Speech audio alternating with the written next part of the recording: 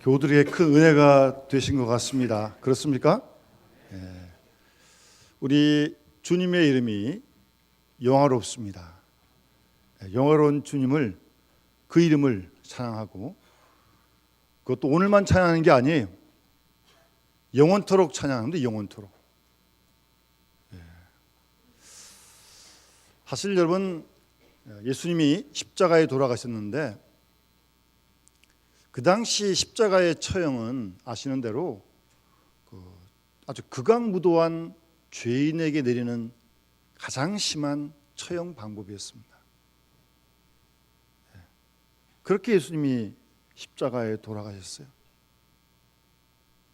그 당시 사람들은 십자가는 말도 물론이고 십자가는 생각을 하지 않으려고 그러는 거죠. 아주 그 저주의 상징이니까요. 천벌을 받은 상징이니까요. 그러나 그랬던 십자가가 예수께서 십자가의 죽으심으로 말미암아 뼈치도 달고 목걸이도 하고 귀걸이도 하고 반지도 끼고 교회마다 십자가를 다 걸어놓고, 여러분 그 양쪽 우리 교회 본당에 한번 보십시오. 우리 저 가시면류관으로 된 한번 보세요. 이쪽 분은 이렇게 보고 이렇게 보시고. 십자가가 우리 기독교의 가장 큰 상징이 되었어요. 부끄럽고 쳐다보지도 않고 말도 하지 않던 그 십자가가요. 왜요? 예수께서 십자가에 우리를 위해 죽으심으로 십자가가 그렇게 달라지게 된 것입니다. 우리는 그 주님의 영화로우신 이름을 늘 찬양을 드리는 것입니다. 어떤 교인이 좀 어려운 일을 좀 계속 겪었습니다. 뭐 한두 번 어려운 일은 있을 수는 있죠. 사람이 살면서요. 그런데 그게 이제 지속이 되면, 반복이 되면 참 힘들어지는 거죠. 왜 하나님 나에게 이런 어려운 시련을 계속 주시는지, 막 좀 참다가 속에서 이제 좀 분이 나기 시작하는 거예요. 그래서 목사님을 찾아와가지고 그냥 분통을 다 털어놨어요. 도대체 하나님이 날 사랑하신다는데 왜 이러시냐고. 아주 그냥 죄 없는 목사님만 호되게 했던. 그럼 뭐 어떻게 워낙 이렇게 울분이 터져가 나오는 걸 뭐 어떻게 목사님도 이렇게 잘 어떻게 할 수가 없는 거죠. 그냥 듣기만 한 거죠. 한참 들으시다가 그 집사님 앞에 조그만 나무로 된 십자가를 내려놓고 아무 말씀 없이 목사님 나가셨습니다. 그러고 난 다음 한참 있다 목사님이 들어오시니까 그 집사님이 그 십자가 앞에서 그냥 울분을 토하고 막 그냥 막 그러던 집사님이 울고 계신 거예요. 아마 그 집사님은 그 십자가 앞에서 주의 음성을 들었고 그 십자가를 통해서 답을 얻은 게 분명합니다. 혹시 여러분 그런 경험 있습니까? 한번 십자가를 좀 자꾸 바라보시고 묵상하시고. 우리 장로님 기도하셨습니다만 이번 수요일이 사순절이 시작되어지는 제의 수요일이라고 이렇게 부릅니다. 수요일서부터 부활절까지 주일을 빼고 40일, 주일을 포함하면 46일이 됩니다. 교회는 특별히 이 절기를 사순절이라고 정하고 지키는데 뭐 이건 아주 오래된 우리 기독교의 전통입니다. 그래서 여러분 주보에도 2019년 사순절 순례라는 제목으로 해서 유인물을 나눠드렸습니다. 뭐 성경 매일매일 읽어 가시겠지만 이 사순절 절기 때는 그 읽으신 성경에다가 더해서 이 말씀을 매일매일 묵상하시고 기도하시면 또 하나님께서 새로운 은혜를 주실 줄 믿습니다. 그러면서 이제 신앙이 좀 더 성숙해지는 겁니다. 작년과는 또 다른 은혜를 경험하게 되는 것이고 우리가 늘 표현하는 대로 주님께로 십자가의로 한 걸음 한 걸음 더 가까이 나가게 되는 것입니다. 오늘 일부 헵시바 찬양대에서 찬양을 하나님께 드리는데 가사 중에 이런 가사가 있더라고요. 주님 나를 비우게 하소서. 가사 중에 그런 가사가 있어요. 혹시 우리 교회 홈페이지 이제 한번 오늘 오후 이후에 한번 들어가서 한번 들어보십시오. 나를 비우게 해달라고요. 그렇게 가사가 있으면서 내가 나를 비우지 못해 내 속에 자아가 가득 참으로 말미암아 주님이 나를 사용할 수 없네. 뭐 그런 가사가 있어요. 우리가 우리의 생각, 우리의 주장을 이게 비워야 주님이 우리를 사용할 수 있는데 이 내 속에 자아가 가득 차가지고 주님이 우리를 사용하실 수가 없대요. 그러면 아주 곤란한 거 아니에요? 주님이 나를 사용할 수가 없대요. 그래서 하나님 비우게 해달라고. 어찌 보면 사순절 절기를 지내놓고 이 말씀을 더 특별히 우리가 묵상하면서 지내는 것은 비우는 훈련하는 겁니다. 비우는 훈련. 말을 바꾸면 십자가의 자기를 못 바꾸는 훈련을 하는 거죠. 우리가 너무나 잘 알고 있는 요절 말씀인데 누구든지 나를 따르거든 자기를 부인하고 자기를 십자가에 못 박고 그리고 나를 따르라고 십자가 지고 말입니다. 그 요절 말씀을 너무나 잘 아는 게 중요한 게 아니라 그 말씀을 우리의 삶으로 옮겨갈 수 있는 그런 능력이 있는 그런 그리스도인이 되어야죠. 작은 일이든 큰 일이든 우리를 비우고 내 뜻을 내려놓고 나를 통해서 주님의 뜻이 어찌든지 이루어질 수 있도록 정말 거기에 목숨을 걸고 쉽지 않죠. 그러니까 기도하는 거죠. 뭐 그게 쉬우면 뭐 걱정하겠습니까? 그런 그리스도인이 될 때 주님이 우리를 통해서 주의 뜻을 이루어 가실 줄 믿습니다. 우리의 생애가 주님을 만나 구원을 받았는데 주님의 뜻을 이루어드리는 그런 우리의 생애가 되어야 되는 거 아니겠습니까? 혹이라도 주의 뜻을 드러내지 못하고 아니 주님의 뜻을 가리거나 역행한다면 이거는 아주 곤란한 일입니다.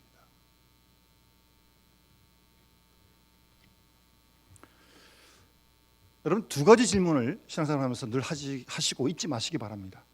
너무나 평범한 질문이긴 한데 중요한 질문이에요. 첫 번째 질문이 뭐냐면 그리스도인이 누구냐?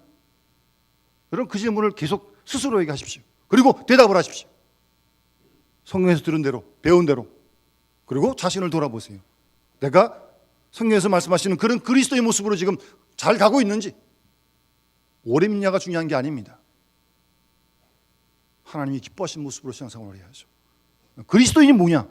누구냐? 어떤 사람이냐? 계속 질문하세요. 또 하나 예수 믿는 게 뭐냐? 우리 다 예수 믿는데요? 도대체 예수 믿는 게 뭐예요? 그 질문 앞에 한번 스스로 답을 해보시기 바랍니다. 물론 오래 믿으셔서 뭐 그 정도는 기본인데 기본이 중요한 거예요. 도대체 예수 믿는 게 뭡니까?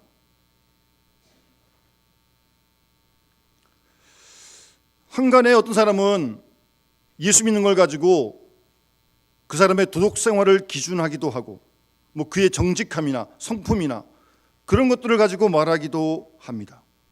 또 어떤 사람은 성경에 대한 지식이 많이 있다고 해서 그 사람을 예수 잘 믿는다고 그렇게 말하는 사람도 있습니다. 물론 그런 것들이 필요하고 그렇게 돼야겠죠.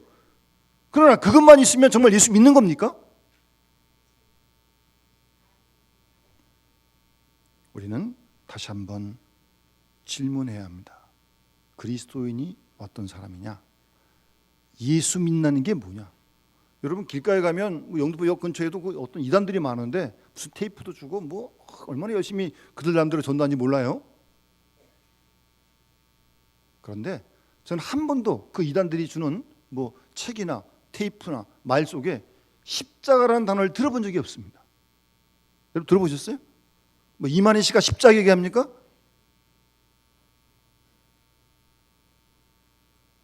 여러분 예수를 믿는다고 하는 것은 그 핵심이 바로 십자가에 대한 믿음에 있습니다.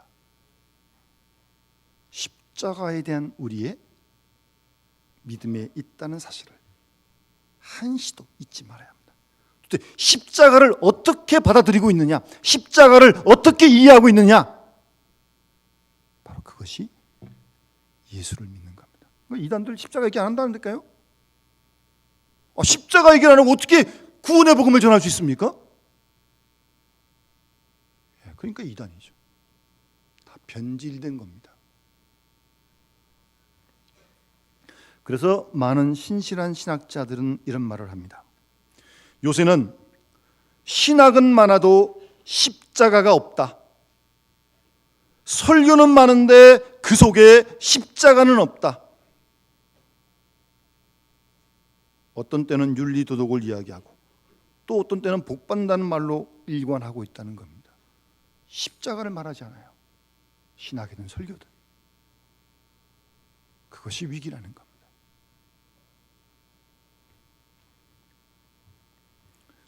우리가 흔히 얘기하는 복받기를 원하는 기복 사상에는 십자가 없습니다. 십자가가 없으면 기독교 아닙니다. 우리는 이 점을 깊이 생각해야 합니다. 그래서 십자가의 우리 기독교의 상징이 십자가 아닙니까? 교회 탑에도 강단에도 우리가 십자가를 거는 것입니다. 이 십자가를 어떻게 믿고 이해하느냐, 거기에 그리스도인의 그리스도인됨이 있다는 사실입니다. 또한 그 십자가에서 계시된 하나님의 말씀을 들을 줄 알고 읽을 줄 알고 해독할 줄 아는 능력이 있어야 합니다. 그래서 십자가를 찾아볼 때 십자가를 중심한 사건 속에서 우리는 계속적으로 하나님 말씀을 들어야 합니다. 여러분 그런 경험이 있을 거예요. 십자가에 대한 찬송을 부르다가 감동을 받고 은혜를 받고 눈물을 흘린 그런 적도 한때 있으셨을 거예요. 십자가를 바라보며 우리를 향하신 하나님의 사랑에 깊이 잠기게 되는 것입니다. 십자가를 통해서 하나님은 우리에게 엄청나게 계속적으로 말씀하고 계십니다. 다시 쳐다보면 또 다른, 또 쳐다보면 또 다른, 또 생각하면 더 깊고 깊은 무작정 흘러나오는 주님 말씀을 십자가를 바라보며 들을 수 있어야 합니다. 십자가는 계시된 하나님의 말씀입니다. 우리는 그것을 읽고 알고 듣고 그 길을 따르는 사람이 그리스도인입니다. 그리고 십자가를 하나님의 능력으로 믿는 것입니다. 십자가를 바라보는 동안 나의 모든 문제가 다 해결되는 것입니다. 아무리 걱정이 많다 할지라도 십자가를 보는 순간 그 모든 걱정이 다 눈 녹듯 다 녹아지고 사라지는 것입니다. 다시 한번 십자가 앞에 무릎을 꿇어보시기 바랍니다. 그리고 그 십자가 안에서 말씀하시는 하나님 말씀에 깊이 잠겨보시기 바랍니다. 여러분이 안고 있는 모든 인생 문제 다 해결될 줄 믿습니다. 그런데 우리가 땅을 바라보고 세상을 바라보니까 그 짐들이 점점 무거워지는 것입니다. 가중되는 것입니다. 믿음의 눈으로 십자가를 바라보면 그런 모든 인생의 문제가 해결될 뿐만 아니라 하나님의 엄청난 생명력을 순간순간 체험하게 되는 것입니다. 이러한 신비한 능력이 십자가에 있는 것입니다. 그래서 십자가를 통하여 그런 능력을 체험하고 사는 사람이 그리스도인이다 그 말씀입니다.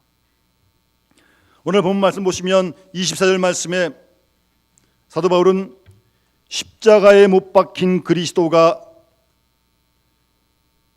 부르심을 받는 자들, 믿는 자들에게는 십자가에 못 박힌 그리스도가 하나님의 능력이고 하나님의 지혜라고 분명하게 말씀하십니다. 십자가의 그리스도가 하나님의 능력입니다. 십자가의 도가 하나님의 지혜입니다. 십자가의 그리스도를 능력으로 지혜로 믿고 체험하고 그렇게 증거하며 사는 사람이 그리스도인이란 말씀입니다. 우리가 복음서를 읽어보게 되면 마태, 마가, 누가, 요한 사복음서에 예수님이 누구인지 자세하게 말씀하고 있습니다. 예수님의 말씀과 예수님의 행적이 자세하게 기록되어져 있습니다. 예수님께서 세상에 계실 때 제자들이 예수님을 3년 동안 따르지 않았습니까? 예수님이 행하시는 일을 보기도 하고 듣기도 하고 또 그들도 본받기도 했습니다. 그런데 참 그들의 선입견이 강해요. 3년을 따라다녔는데 아직도 예수님에 대한 이해가 바로 되지 못했습니다. 단적으로 그들은 유대 나라가 로마로부터 독립하기를 기대했던 겁니다. 해방되기를 기대했던 거예요. 그러고 예수님을 따른 겁니다. 3년 동안. 그 예수님이 왕이 되면 한 자리 좀 하려고요. 예? 장관 한 자리 좀 노리고. 그러느라고 예수님을 따라다닌 거예요. 3년 동안. 아니 그런데 그렇게 꿀떡같이 믿었던 예수님이 아니 속절없이 십자가에 돌아가시네요. 그들의 낙심은 굉장히 컸습니다. 아니 뭐 한 자리도 좀 하고 좀 우리 이 유다가 좀 독립도 좀 하고 뭐 그럴 줄 알았는데 이게 뭐예요? 십자가에 말없이 그냥 무능력하게 그냥 돌아가시니까 그들은 크게 낙심을 했습니다. 그리고 사흘 후에 예수님께서 부활하신 예수님 그들이 만났지만 정신이 없는 거죠. 부활하신 예수님 만났지만 아직 정신이 없어요. 어리벙벙한 겁니다. 그것이 부활이 무슨 의미하는지 전혀 몰랐습니다. 그러다가 사도행전 오순절 마가다락방에 성령 충만함을 잊게 되자 그들의 믿음이 새로워지기 시작했던 것입니다. 그러니까 여러분 십자가와 부활과 오순절 성령 강림 사건 이 세 사건은 함께 일을 해야 합니다.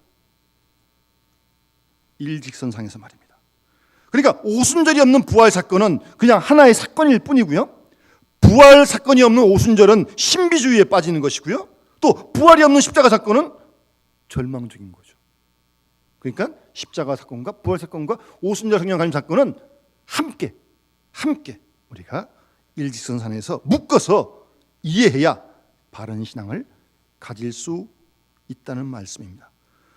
여러분 그러니까 그들이 성령 충만해지자 그리스도에 대한 분명한 고백이 나오고 그 예수를 힘있게 담대하게 증거하지 않습니까? 그런 내용이 사도행전의 기록이죠. 특별히 그 중에 대표적인 사람 베드로가 사도행전에 보면 4번 설교를 합니다. 4번. 그래서 설교의 내용을 요약하면 대부분 이런 내용들입니다. 예수님이 누구냐를 설교하고 있는데 첫 번째 내용이 뭐냐면 예수님은 메시아인데 구약 성경에서 이미 예언되어 오신 분이다. 그러니까 성경대로 예언된 분이 성취로 오신 분이 예수님이시다. 그 설교를 베드로가 하고 있는 거예요. 예수님은 우연하게 나타나신 분이 아닙니다. 수천 년 동안 구약 성경에 선지자들이 예언하신 그 말씀대로 성경대로 그 성취로 예수님이 이 땅에 오셨다는 겁니다. 두 번째 내용은 예수님의 생애, 예수님의 십자가, 예수님의 부활 이 모든 사건은 예수님이 하나님의 아들이시다. 아니 예수님이 하나님이시다. 그거를 증거해 준다고 베드로가 설교하는 겁니다. 그리고 사도행전에 나타난 초대교회의 많은 이적들이 바로 그 예수가 역사하셔. 그 예수의 이름이 이 기적이 있게 한 것이다. 베드로는 그렇게 설교하지 않습니까? 그래서 베드로가 안전뱅이를 일으켰는데 그 대단한 일 아니? 사람들이 베드로를 딱 주목하니까 베드로가 왜 나를 주목하느냐? 왜 나를 주목하느냐? 너희가 십자가에 못 박인 예수 그리스도, 그 예수의 이름이 이 사람을 낫게 했다고. 예수님을 증거하는 것입니다. 뿐만 아니라 그 예수님이 이제 재림하실 것이다. 다시 오시겠다고 약속하시고 승천하셨으니까 재림하실 것을 베드로는 설교하고 있는 것입니다. 그래서 이 복음을 회개하고 믿으면 구원을 받게 될 것이라고. 그래서 예수 그리스도의 생명력을 체험하게 될 것이라고 베드로가 힘있게 설교하고 있는 것입니다. 이 베드로의 설교 내용 모두가 결국 십자가의 도이죠. 십자가의 복음이죠. 그것을 믿는 자가 그리스도인이고 우리는 그것을 믿고 그것을 우리가 전파하는 것입니다. 그래서 오늘 본문에도 십자가의 도 18절에 십자가의 도가 멸망하는 사람들에게는 미련한 것이지만 구원을 받는 우리에게는 십자가의 도가, 십자가의 복음이 하나님의 능력이라고 18절 바울은 그렇게 말씀하고 있습니다. 여러분, 우리가 오늘 이렇게 주일을 맞아가지고 지금 이렇게 와서 예배를 드리고 있는데, 여러분 안 믿는 사람들이 보기에는 저 사람 뭐 피곤한데 집에 쉬지, 뭐 바쁜데 뭘 교회 가가지고 저러고 있냐고 이해가 안 될 겁니다. 우리 교회들이 멀리서 오신 분도 많으신데, 예? 이해가 안 되죠. 그러나 우리에게는 이 시간이 너무나도 중요한 시간인 거죠. 마찬가지입니다. 십자가의 복음이 믿지 않는 멸망하는 자들에게는 미련한 거예요. 그처럼 어리석은 일이 어디 있어요. 그러나 구원받는 우리에게는, 그 십자가의 복음, 예수 그리스도를 믿는 그 구원받는 우리에게는 십자가의 복음이 하나님의 능력이라고 오늘 바울은 힘있게 증거하고 있습니다. 그러면서 이어지는 본문에 보면 23절 말씀에 십자가에 못 박힌 그리스도를 전하는데, 이 십자가에 못 박힌 그리스도, 이 복음이 유대인들에게는 거리끼는 것이다 라고 말씀하고 있습니다. 십자가의 복음이, 십자가 예수 그리스도가 유대인들에게는 거리끼는 거예요. 싫어요. 생각해 보세요. 메시아인 줄 알았는데 그들이 기다리는 메시아는 영광된 메시아를 기다렸거든요. 근데 예수님은 선자들이 예언했던 고난받는 메시아로 오신 거거든요. 그러니까 자기네가 기대하는 영광의 메시아가 십자가에 죽는다는 것은 이거는 안 되는 거죠. 그러니까 유대인들에게는 십자가의 복음이 거리끼는 거예요. 거기다가 예수님이 가룟 유다에게 팔리잖아요.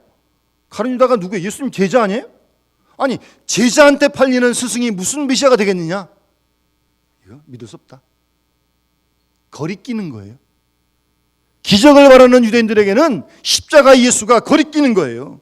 그래서 십자가 달리실 때 내가 하나님의 아들이거든 좀 뛰어내려와라, 좀 우리를 좀 구원해라, 그런 식으로 조롱하잖아요.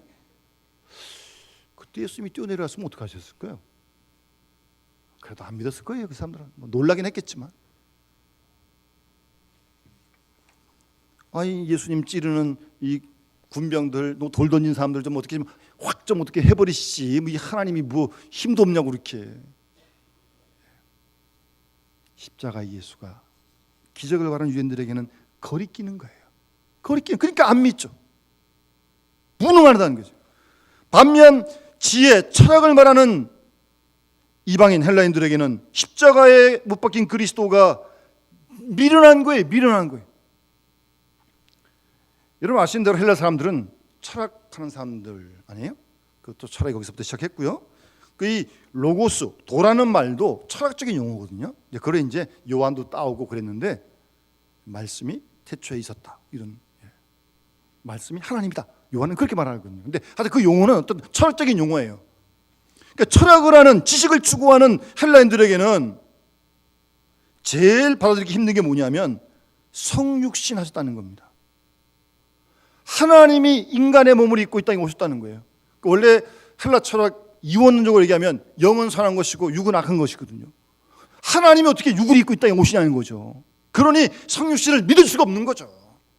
이 똑똑한 철학한 사람들에게는 예수 그리스도, 십자가에 죽은 예수 그리스도 미련한 거예요. 미련한 거예요.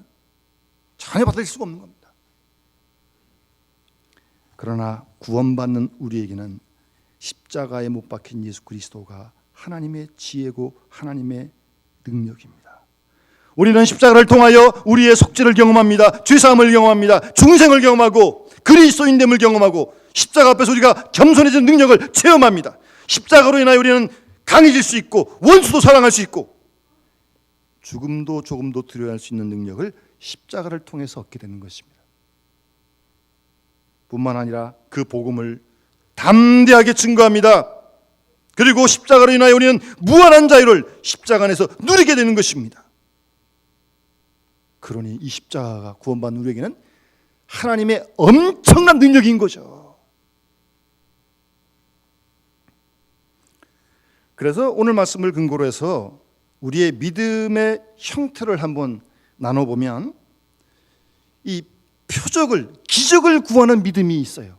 이 사람들은 흔히 병 낫게 해주시고 돈 벌게 해주시고 잘되게 해주시고 오래 살게 해주시고 만성통해 해주시고 무사태평 해달라고 맨날 그런 것만 구하는 거예요. 이런 것들은 기적, 표적만 구하는 믿음입니다. 물론 예수 믿으면 그런 게 있지만 그것만 구하면 되겠냐고요. 두 번째는 헬라 사람처럼 지식과 지혜를 구하는 믿음입니다. 맨날 성경 공부합니다. 성경 공부를 얼마나 많이 하는지 모릅니다. 신학 공부도 합니다. 봉사도 하고 지혜도 구합니다. 심지어는 예배하는 이 시간, 설교 듣는 시간에도 공부하고 있어요. 열심히. 뭘 공부하는지 잘 모르겠지만 계속 공부하는 마음에 물론 공부하는 건 좋은 거예요. 그러나 공부하는 그 마음, 그것만이 있다면 되겠습니까? 세 번째 유형은 표적을 구하는 믿음과 지혜를 구하는 믿음과는 완전히 다릅니다. 이미 다 이룬 상태에서 시작합니다. 십자가 안에서 벌써 우리는 다 만족합니다. 십자가 안에서 더 바랄 것이 없습니다. 십자가로만 만족하는 것입니다. 왜냐하면 십자가보다 더 큰 능력이 없고 십자가보다 더 큰 기적이 없기 때문입니다. 그래서 구할 것이 없어요. 십자가 안에서 만족하는 것입니다. 지혜도 지식도 진리도 십자가 안에서 다 얻었습니다. 다 깨달았습니다. 그래서 바랄 것이 없어요. 그래서 풍족한 가운데 예수를 믿는 것입니다. 이렇게 십자가 안에서 만족하고 살아가는 그 생활이 진실된 그리스도인이다, 그 말씀입니다. 자기 소원을 이루기 위해서 예수 믿는 거 아닙니다. 성취된 가운데 예수를 믿는 거예요. 믿고 감사하고 그렇게 예수를 믿는 것입니다. 공부한 그것 아닙니다. 성경 60권 다 몰라도 괜찮습니다. 이미 깨달은 건 그것도 충분해요. 넉넉합니다. 몰라서 깨달아야겠다고 몸부림치는 거 아닙니다. 이미 아는 것만 가도 충분합니다. 이렇게 히브리 사람 이스라엘들의 욕구와 헬라 욕구를 다 충족한 상태에서 예수를 믿는 것입니다. 여러분, 우리가 잘 아는 요절 말씀 가운데 요한복음 5장 24절 말씀에 예수님께서 내가 진실로 진실로 너희에게 이르노니 내 말을 듣고 나 보내신 이를 믿는 자는 영생을 얻었고 심판에 이르지 아니하니 사망에서 생명으로 옮겼다고 5장 24절에 말씀하십니다. 여러분, 예수님 말씀 듣고 계시죠? 예수님 하나님 믿으시죠? 그러면 이미 영생을 얻었다니까요. 이미 얻었어요. 물론 완전한 구원은 주님이 재림하실 때 이루어진 거지만 이미 보장된 거라니까요. 그런 소망을 갖고 우리가 오늘을 살고 있는 거예요. 아직 해결할 문제가 많이 있지만. 그래서 골로새서 3장에도 보면 너희가 그리스도와 함께 다시 살리심을 받았으면 위의 것을 찾으라. 위의 것 생각하고 땅의 것 생각하지 말라고 말씀하십니다. 이는 너희가 죽었고 너희의 생명이 그리스도와 함께 하나님 안에 감추어졌다라고 말씀하고 있습니다. 여러분, 예수 믿는 사람에게는 예수 믿는 순간 생명을 얻었는데 그 생명은 지금 하나님 안에 감추어져 있는 거예요. 비밀이에요. 비밀. 신비예요. 그러다가 우리 생명이신 그리스도께서 재림하실 때 너희도 그와 함께 영광 중에 나타날 것이라고 그렇게 말씀하십니다. 여러분, 우리는 십자가 안에서 구원을 얻었고 영생을 얻었습니다. 이미 얻었어요. 그래서 다윗은 시편 23편 1절에 여호와가 내 목자시기 때문에 내게 부족함이 없다고. 영어 성경에 보면 나는 아무것도 원치 않습니다. 그렇게 돼 있어요. 원하는 게 하나도 없대요. 하나님이면 된다는 거죠. 그런 믿음으로 그 능력을 힘입어 오늘도 내일도 이 땅에서 주의 뜻을 이루어 드리며 우리를 구원해 주셨으니까, 생명을 주셨으니까 우리를 통해 원하시는 하나님의 뜻을 이루어 드리는, 내 뜻이 아니라 주님의 뜻, 내 생각이 아니라 주님의 생각, 내 나라가 아니라 주님 나라가 이 땅에 이루어질 수 있도록 오늘도 내일도 힘쓰며 살아가는 주님의 거룩한 백성들이 다 되어주시기를 주의 이름으로 축원합니다. 주님 말씀 기억하면서 439장 우리 함께 찬양 부르면서 봉헌하도록 하겠습니다.